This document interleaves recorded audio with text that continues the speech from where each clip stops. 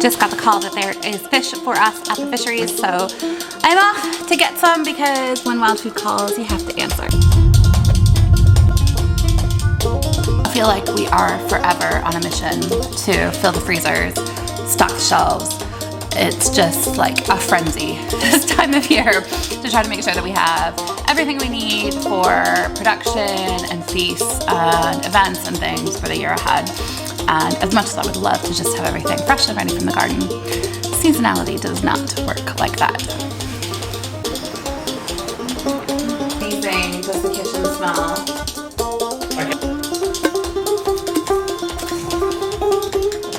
These are all things that we've preserved so far, not a lot just yet, but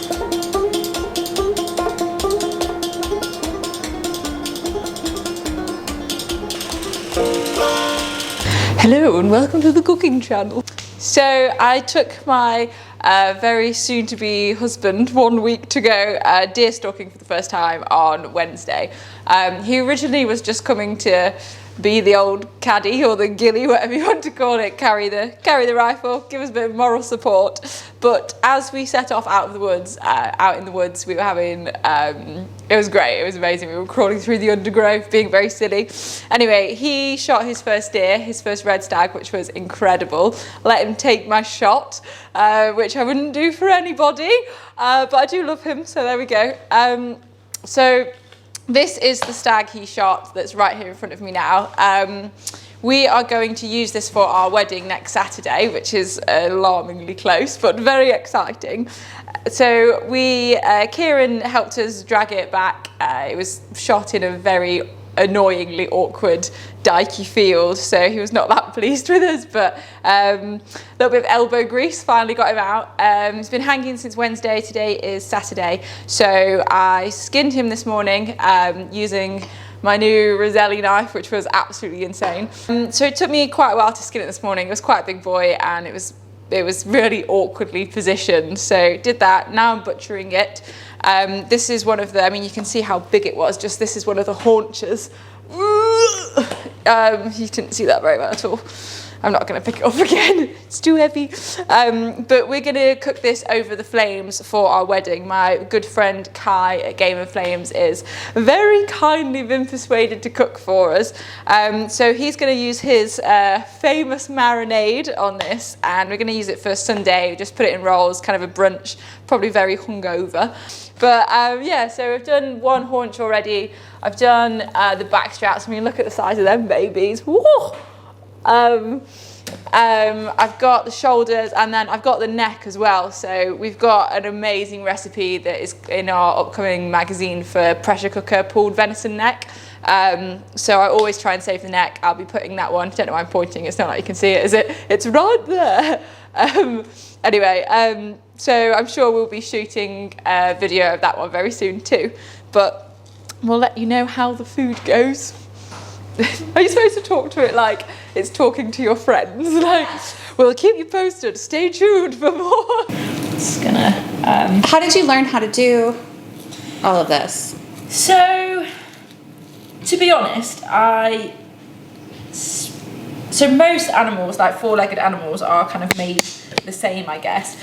Somebody once showed me how to butterfly a lamb once, and I have just kind of taken that advice and just learned from doing mostly. Like, I am by no means a pro at doing this, like, at all. I know the basics of it, and I'm very happy to get stuck in and have a go.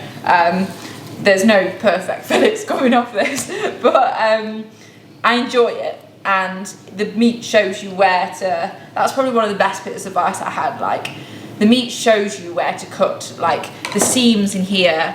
I'm going to show you this particularly good example. Like the seams in here kind of shows you where to. I've probably taken the best example away already, but it shows you where to cut. Like, listen to what the meat is telling you. Listen to what the meat is telling you. God, everyone's going to think we're right weirdos when you post this. They already know. That's true. And the next kind of, I guess, a lot of stalking estates that I've worked on, chefing, I've often gone into the larder and said, like, oh, can I give you a hand? Can I help? And, you know, often they're like, oh, here comes a silly little girl. No, I'm kidding. Most of them are, some of them are a bit condescending and they just kind of make you watch. But you know what? You learn so much. Like try and learn from other people. A lot of the time when I go and say, oh, can you show me how you do it? A lot of people think, oh, you've never done it before, you're a noob. And like, fair enough, I do normally keep my trap shut and just try and soak up as much as what they're telling me, even if it's kind of how to suck eggs, some of it. I've personally learned from doing.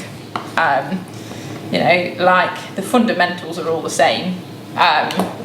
Another great bit of advice is always know where your fingers are, because if you're cutting through meat, that feels alarmingly like cutting through your finger. I've definitely done that before. But yeah, listen to the meat, show it's what it's saying. And also, I'll go be honest, Scott Ree on YouTube, he is tip top. He does the best video tutorials. He's an absolute legend, and you know, all kinds of animals. He does all kinds of things. So once you finish watching and subscribing to our YouTube channel, go and look at his. But yeah. This bit here is actually called the salmon fillet. It can look how similar it is to a true fillet, but that cooks really nicely in a very, very similar way as well. Do you remember when I put salmon fillet on that thing and you're like, but where are we getting salmon from? I know, it's like, what are you doing? And that is a gland. Actually, I love stuff like this, but it's like, maybe, am I wrong? Oh no, that is the gland. There it is, look. Wow. Sorry, I love shit like that. I'm going to cut that bit out. You don't want to eat the gland, that's be pretty nasty eating. So, what are you cooking for somebody who says they hate venison?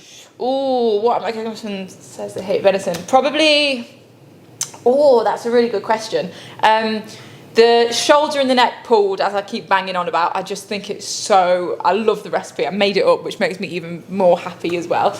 That, people try that and they're like, oh, what is this? I don't actually know what that is.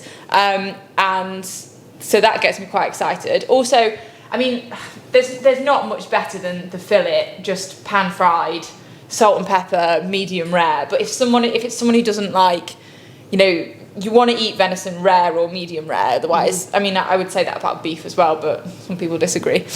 Burn them. But I mean, you don't get much better than that. No. I would probably cook them roe rather than red. Red is stronger tasting than roe. The roe backstrap is probably like more like that in length, like both of them together compared to. I just love doing that. Sorry, I'll stop. I can't help myself. But you can't get much better. I mean, I would cook it over the flames. One, it's cool as fuck. You get all the smoke in there. You get all of the, the beautiful flavours from the wood smoke. You don't even need to season it, but our barbecue rodeo rub does go beautiful. It is really good. To be fair, for that event I did the other week, I put the spicy disco mix on venison backstraps, put those on the fire, and the amount of good feedback that we had, I mean, it was a party for 180, the amount of people that made their way to the kitchen to go, what was on that venison, that was incredible, which is cool, because I didn't even make that seasoning up for venison, I made it for pheasant and partridge. Yeah, we used it on pheasant first, didn't we? Yeah, pheasant and partridge. But no, it went beautifully on that. It was cool. We shot this deer a few days ago. This is going to feed everybody for our wedding on the Sunday. The shoulders are probably going to go in our freezer for things that we use, for fodder and farm or for shooting recipes. The neck's going to go in our freezer for shooting recipes as well. And it also means that, like, we can, I've got my little pile over here, which is kind of like offcuts and scraps and things. We also portion these up, and things that we don't use as well, we portion it up and we vat pack it and put it in the freezer. And then if somebody shows an interest, if a friend says, oh, I really want to try some venison, I love being able to share that with them and go, you know what, try this, take this home with you.